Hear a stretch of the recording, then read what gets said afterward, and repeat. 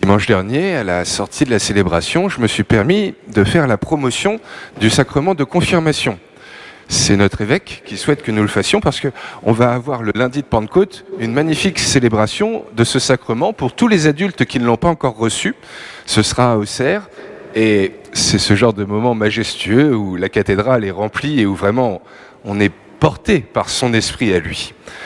Et donc pour le coup, j'ai essayé comme ça d'en faire un peu la publicité à la fin de la messe et plusieurs adultes sont venus me voir et m'ont dit « Bah oui, après tout, je ne l'ai jamais fait quand j'étais plus jeune et je ne serais pas contre une petite mise à jour de l'Esprit Saint, ça ne pourrait pas me faire de mal. » Et pourtant, parmi eux, la moitié m'ont partagé quelque chose, ils m'ont dit « Mais au fond, est-ce que je le mérite vraiment ? Je sens que je le veux, mais je sens aussi que je ne m'en sens pas digne. » Et que leur répondre ? Mérite-t-on Dieu et tout ce qu'il veut nous partager ? Eh bien, je vais être assez honnête, les amis, non, je ne crois pas. Et pas plus moi que vous d'ailleurs. Mais c'est pas grave. C'est pas grave du tout. C'est la force de Dieu à notre égard.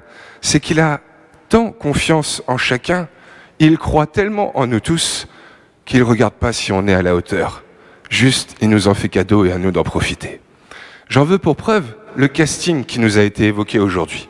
Est-ce que vous avez repéré un peu les figures qui nous sont mentionnées ? Et c'est sur eux que s'est fondée l'Église il y a 2000 ans quand même. Deuxième lecture, Paul, qui parle des 3 meilleurs évangélisateurs de l'époque, en sa personne à lui, Apollos et Pierre. Paul, ancien persécuteur de chrétiens. Apollos, à qui on reproche, petite polémique, de ne pas avoir reçu le baptême chrétien.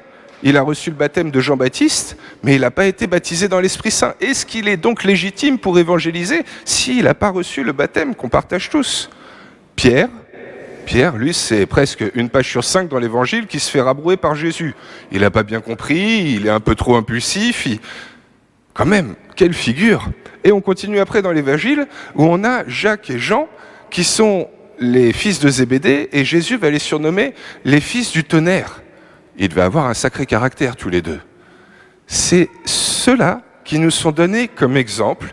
C'est sur eux que s'est fondée l'Église. Mais théoriquement, Jésus nous aurait parlé de ça avant d'aller les choisir.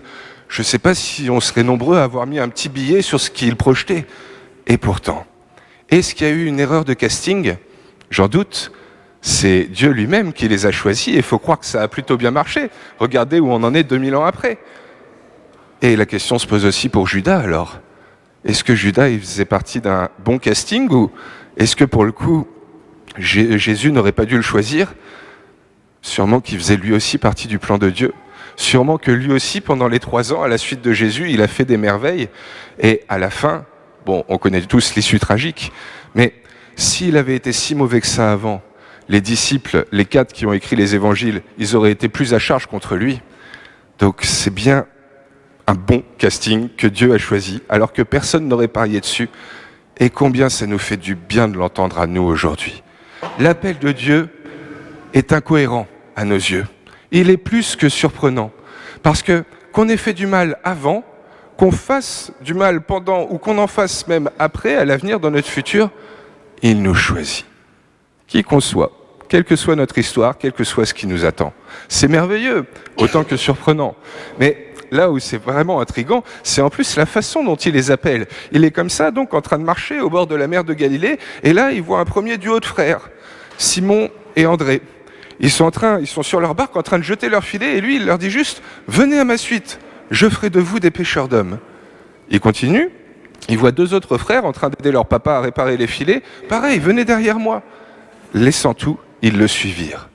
Qu'est-ce qui fait que ces hommes ont pu laisser, en une fraction de seconde, leur patrimoine, leur barque, leur filet, ce qui leur sert à travailler, mais donc à se nourrir au quotidien, et aussi leur famille, leur père, peut-être même Pierre, sa femme aussi, pour pouvoir suivre Jésus. Ils ne le connaissaient pas a priori. Ils l'avaient peut-être déjà vu de loin sur une place publique en train de prêcher, mais ils ne s'étaient jamais rencontrés.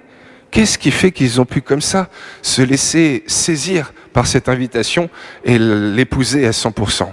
Sinon peut-être que c'était le bon moment dans leur vie.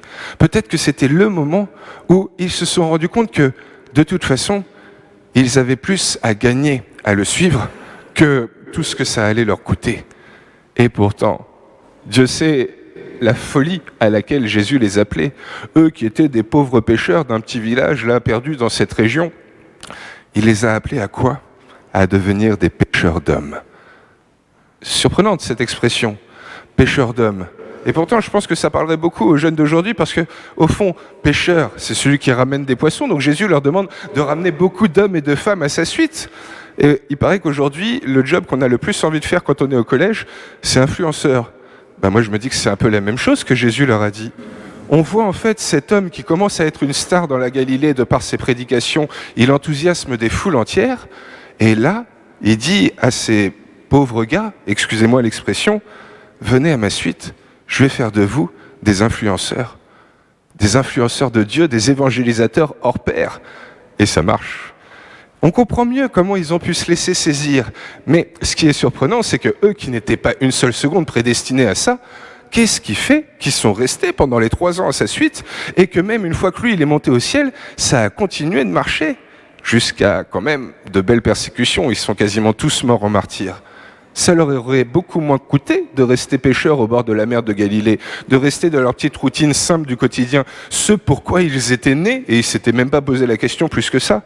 Et pourtant, en suivant cette invitation de Jésus à devenir des influenceurs de Dieu, des évangélisateurs, ils ont fait découvrir aux autres le meilleur, et ça a été leur propre bonheur. C'est surprenant, c'est même incohérent. Pourquoi Dieu nous appelle? Qui sommes-nous pour qu'il veuille faire de nous ses disciples? J'imagine à quel point c'est une question qui de temps en temps peut nous habiter, mais surtout à quel point elle habitait Simon, André, Jacques et Jean les jours où Jésus les a embarqués à sa suite. Mais pourquoi nous? Nous, on est des pauvres gars, on n'a pas fait beaucoup d'études. Il aurait dû aller choisir des moines, un peu ermites dans le désert, il aurait dû choisir des docteurs de la loi. Pourquoi nous, on n'en est pas dignes? Et sûrement que nous aussi, on se dit peut-être un peu la même chose. On n'est pas digne de tout ce qu'il veut nous offrir. Et pourtant, Dieu, on n'est pas des privilégiés par rapport aux autres. Dieu nous appelle tous et toutes, et on le voit dans l'Évangile, combien certains déclinent son invitation, que ce soit le riche par-ci, le pharisien par-là. On n'est pas privilégiés sur les autres. Il nous a tous conviés à marcher à sa suite, mais nous, le jour où on a entendu cet appel, ça a fait sens dans nos existences. On était sûrement dans un moment un peu d'obscurité, de ténèbres, comme nous dit Isaïe, et il est venu nous mettre de la lumière. Il est venu rendre notre vie, qui au départ était noir et blanc et peut-être un peu fade, pleine de couleurs et de saveurs. Et c'est pour ça que ça a fait sens dans nos vies. Et en fait, si on poursuit la logique, c'est donc peut-être au moment où on aurait pensé le moins mériter sa venue, qu'en fait, on a été capable de l'accueillir. Et ça, c'est superbe, parce qu'on se rend compte qu'en fait, notre indignité mal placée, c'est ça qui fait qu'on peut d'autant mieux l'accepter, lui et toutes les grâces qu'il veut nous partager dans notre aujourd'hui.